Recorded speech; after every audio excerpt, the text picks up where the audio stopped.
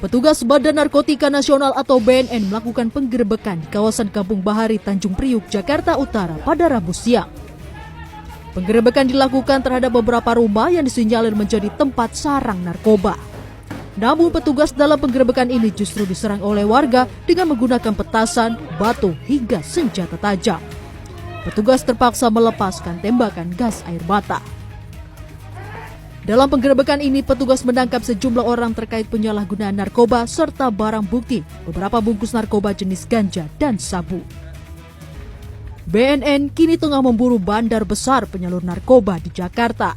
Para pelaku penyalahgunaan narkoba yang ditangkap beserta barang bukti ini selanjutnya dibawa ke kantor BNN Pusat.